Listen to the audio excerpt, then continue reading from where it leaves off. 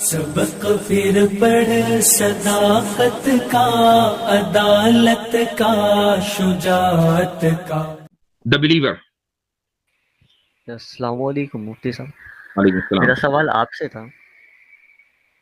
मैं एक फरमाइए। मुस्लिम हूँ। मेरी ना अभी कुछ टाइम पहले बात ना एक इससे हुई थी, एक हिंदू से हुई थी। मतलब वो ना एक्स मुस्लिम से चैनल्स देखता था। तो मतलब मेरे से ना एक ऐसा क्वेश्चन कर दिया था कि मतलब मेरा भी ना ईमान बहुत ज़्यादा ख़राब हो गया था। मतलब ईशा का वक्त हो रहा था, मैं ना मतलब उसके क्वेश्चन की वजह से सोचा था मैं नमाज में जाऊँ या नहीं जाऊँ, लेकिन मैं गया, पता नहीं कैसे कैसे नमाज पढ़ा और मैं उसको ढूंढ लिया। लेकिन मैं चाहता हूँ कि आप एक बार उसको एक्सप्लेन कर दें।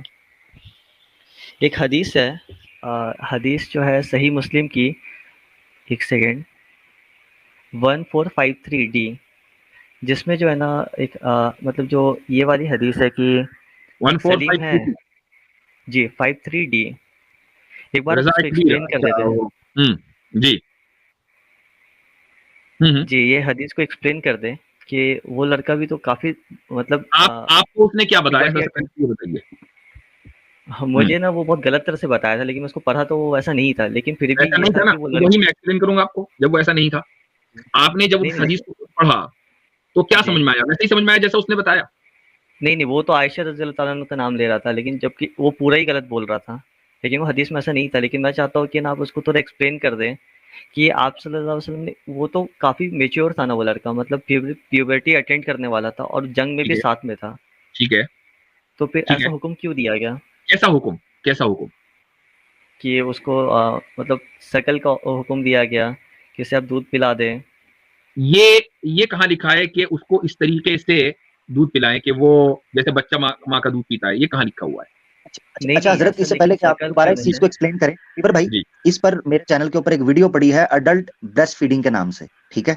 उसमें जी। मैंने इस अच्छा। इशू को एक्सप्लेन किया है कि अरबी जुबान में जो उर्ज़ के लफ्ज इस्तेमाल रजात से निकले हैं, जब जी। तक वो सुदयई के लफ्ज इस्तेमाल, जिसको सद कहते हैं अरबी जुबान के अंदर ब्रेस्ट को, ठीक है।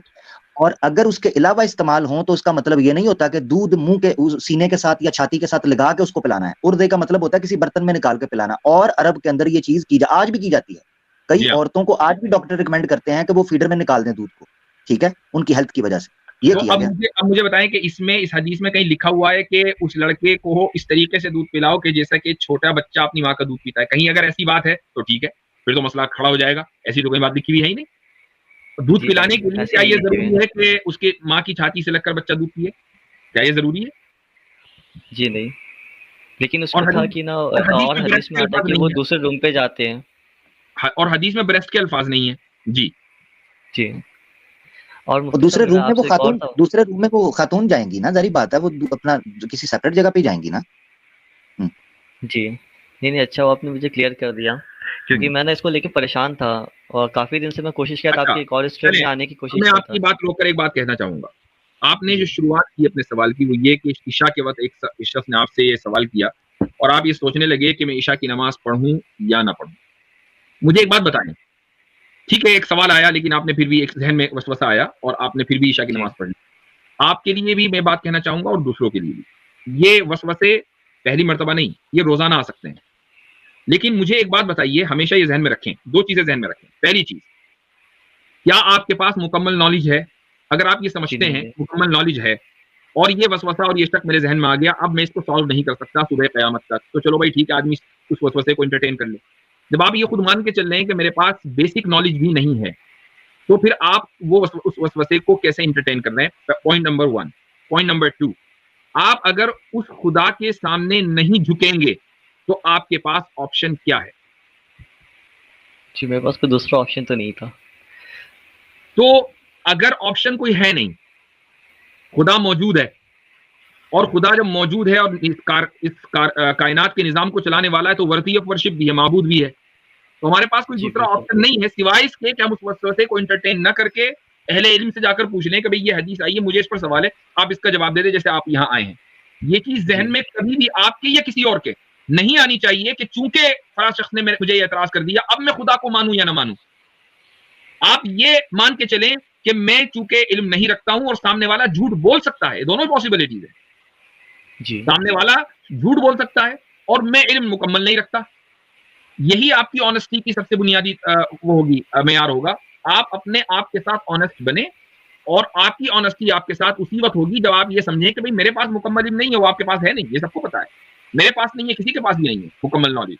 सवालात हमें भी आते हैं, हम भी रिसर्च करके हल करते हैं। ऐसा नहीं है कि एकदम सवाल आया खुद ब खुद हल हो गया।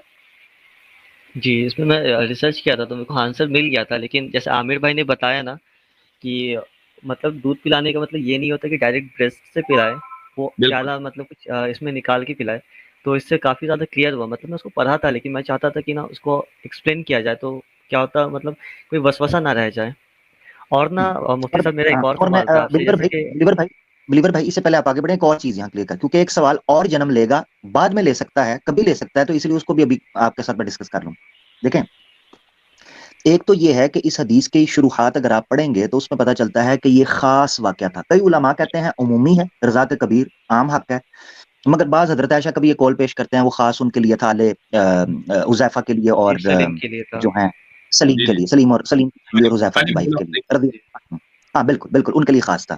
मगर यहाँ एक नुक्ता बड़ा समझने के लिए जरूरी है, याद रखें, जब भी कोई हुक्म आपके सामने इस तरह का आए जो आपको बड़ा वियर्ड लग रहा हो, तो आपने ये सोच लेना है कि क्या वो वियर्डनेस आपके माहौल, आपके इर्द गिर्द, आपकी उम्र, आपकी एज, आपके टाइम की वजह से तो नहीं है। मिसाल के तौर पर पाकिस्तान और हिंदुस्तान या इन लोगों को रिजात का मसला उस तरीके से नहीं समझ आ सकता जिस तरीके से अरबिक कल्चर या ट्राइबल सिस्टम में होता था। मैं बताता हूं आपको मिसाल। और ना ये तरीका समझ आ सकेगा कि मुंह बोले बेटे की अहमियत क्या होती थी, क्योंकि अरब कल्चर को अगर आपने उस हुक्म को समझना ना, आपको उस टाइम में, उस फ्रेम में, उन माहौल में जाना बड़ा जरूरी है। अब कोई, मैंने एक दफा मुल्क को देखा, कहता है जी ये क्या चेंज आती होगी जी, वो दूध पी लिया तो वो क्या कैसे बन, ये क्या चक्कर क्या है। आपको इसलिए तसव्वुर नहीं समझ आएगा क्योंकि आप उस कौल के अंदर वहां के आदात, वहां के तौर तरीके के मुताबिक नहीं रहे हुए। अरबों में मुंह बोले रिश्ते और रिजात, यानी जिस औरत का दूध एक बंदा पी लेता था ना, दाई का, उसको माँ का दर्जा, बल्कि माँ से भी ज्यादा बाज का दर्जा दिया जाता था, और उसकी खातिर जंगें रुक जाती थी, उनकी खातिर कबीलों में सुलह होती थी। लोग सारी सारी उम्र उस माँ से दूध पीने या उस माँ की बेटी से शादी नहीं करते थे, और अभी भी ये रिवाज है। तो रिजात का इस तरीके से एक सिस्टम था उनके यहाँ, उनके कल्चर में। तो ये पॉइंट भी आपके ध्यान में हमेशा रहना चाहिए कि क्या वजह है कि उस साइकी के अंदर ये चीज मानी जाती थी, ठीक है, उस माहौल में। बहुत शुक्रिया। चलिए ठीक है, जी, ओके जी। बहुत क्लियर हो गया। अब मुफ्ती साहब, एक और सवाल था, जैसे कि बस अब हमारी मैं अगला ले मस्जिद लेता हूँ, में एक ही कर लें, क्योंकि बहुत से लोग आपके यहाँ एक आपके छोटा सा पीछे सवाल लाइन था में। मुफ्ती साहब, इसके लिए अगली बहुत मरतबा आ दिन से जाइएगा परेशान इंशाल्लाह, था। अगली मरतबा आ जी, जाइएगा इंशाल्लाह, ठीक है, चलें, शुक्रिया। अच्छा, अस्सलामु अलैकुम वरहमतुल्लाह। सबक फिर पढ़ सदाकत का, अदालत का, शुजात का, लिया जाएगा तुझसे काम दुनिया की इमामत का। सबक फिर पढ़ सदाकत